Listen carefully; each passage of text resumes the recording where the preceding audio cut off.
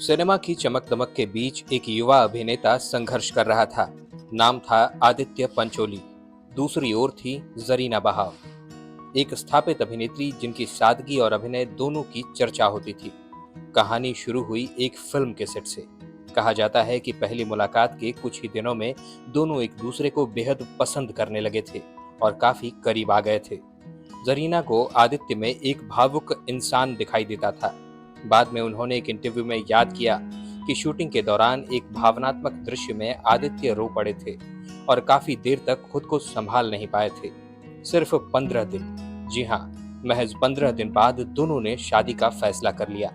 Film industry हैरान रह गई, एक मुस्लिम अभिनेत्री और एक हिंदू लड़का। लेकिन दोनों ने किसी की परवाह नहीं की। निकाह हुआ और बॉलीवुड को एक नई प्रेम कहानी मिल गई। लेकिन उन्हें नहीं पता था कि आने वाले वर्षों में उनका नाम सिर्फ फिल्मों के लिए नहीं बल्कि विवादों और अफवाहों के लिए भी सुर्खियों में रहने वाला है। 1990 का दशक शुरू हुआ। आदित्य पंचोली फिल्मों में नजर आने लगे, लेकिन धीरे धीरे उनका नाम फिल्मों से ज्यादा विवादों में सुनाई देने लगा। कभी किसी अभिनेता से झगड़े की चर्चा, कभी किसी पार्टी में विवाद, कभी किसी अभिनेत्री के साथ रिश्तों की खबरें। और फिर मीडिया ने उन्हें एक ऐसे अभिनेता के रूप में पेश करना शुरू कर दिया जो गुस्सैल स्वभाव का है। मुंबई की फिल्मी गलियों में तरह तरह की बातें उड़ने लगी। आदित्य से पंगा मत लेना, उसके बड़े कनेक्शंस हैं, वो बहुत ताकतवर लोगों को जानता है। इनमें क्या सच था और क्या अफवाह, कोई ठीक से नहीं जानता था। लेकिन एक बात तय थी, जितनी तेजी से आदित्य की पहचान बढ़ रही थी उतनी ही तेजी से उनके बारे में कहानियां भी बनती जा रही थीं। अब समय आया 1990 के दशक का। मुंबई में एक नाम सबसे ज्यादा डर पैदा करता था। वो नाम था दाऊद। उस दौर में मुंबई में अंडरवर्ल्ड के रिश्तों को लेकर लगातार खबरें आती रहती थीं। बॉलीवुड और अंडरवर्ल्ड के रिश्ते बहुत ज्यादा सुर्खियां बटोरा करते थे। किस अभिनेता का किससे संपर्क है, किस निर्माता को धमकी मिली, कौन किसके प्रभाव में काम कर रहा है, पूरी इंडस्ट्री अफवाहों के जाल में फंसी हुई थी। ऐसे माहौल में अगर कोई अभिनेता विवादित छवि रखता था तो उसके बारे में कहानियां और भी तेजी से फैलती थीं। आदित्य पंचोली के साथ भी कुछ ऐसा ही हुआ। धीरे धीरे कुछ लोगों ने कहना शुरू किया, आदित्य इतने बेखौफ क्यों रहते हैं, उन्हें किसी का डर क्यों नहीं लगता। फिर फुसफुसाहट शुरू हुई और देखते ही देखते एक नई अफवाह पैदा हो गई।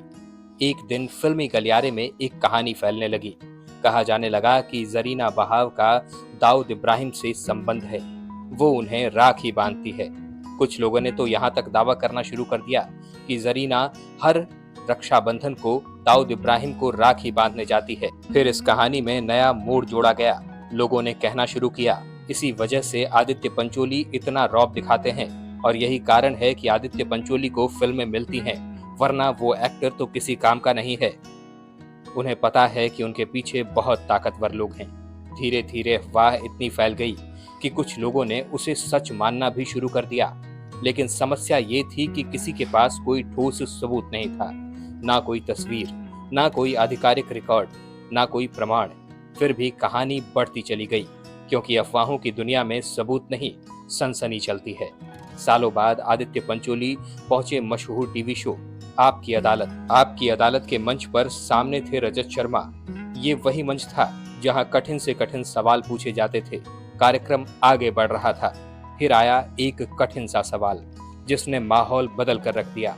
रजत शर्मा ने उन अफवाहों का जिक्र किया जिनमें कहा जाता था कि आदित्य पंचोली की कथित दबंग छवि के पीछे अंडरवर्ल्ड का हाथ है और उनकी पत्नी का नाम दाऊद इब्राहिम से जोड़ा जाता है। कुछ सेकंड के लिए तो स्टूडियो में सन्नाटा छा गया।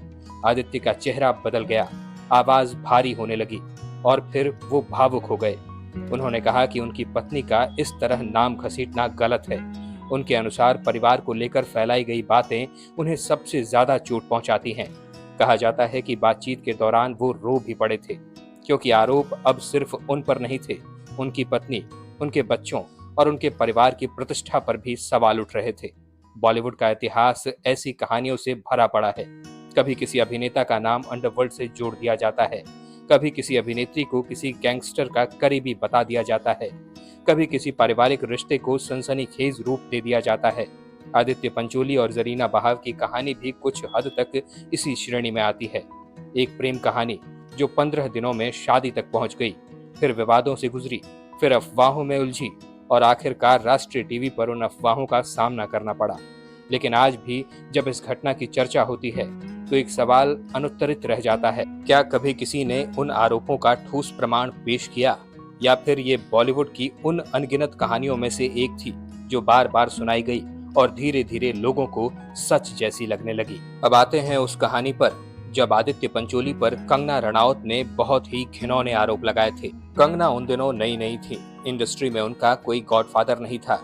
इसी दौरान उनकी मुलाकात आदित्य पंचोली से हुई।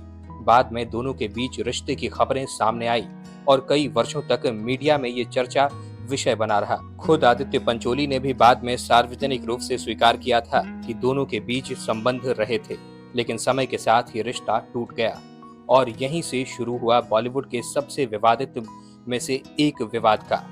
सालों बाद कंगना ने कई इंटरव्यूज में आदित्य पंचोली पर गंभीर आरोप लगाए। कंगना का दावा था कि जब वो बहुत कम उम्र की थी तब उनके साथ शारीरिक और मानसिक दुर्व्यवहार हुआ था। उन्होंने ये भी कहा था कि उन्हें एक समय ऐसा लगा जैसे वो एक तरह की कैद में जी रही हों। एक इंटरव्यू में उन्होंने आरोप लगाया कि उन्हें वहां से निकलने के लिए पहली मंजिल की खिड़की से कूदकर भागना पड़ा था।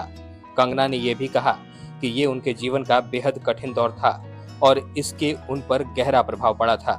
दूसरी तरफ आदित्य पंचोली ने इन आरोपों को खारिज कर दिया था। उनका कहना था कि दोनों के बीच सहमति से रिश्ता था और बाद में रिश्ते के खराब होने के बाद उन पर आरोप लगाए गए। समय बीतता गया लेकिन आरोप और जवाबी आरोप खत्म नहीं हुए। मीडिया में हर कुछ महीने बाद ये विवाद फिर से सामने आ जाता था। इस विवाद में एक और घटना बार बार चर्चा में आई।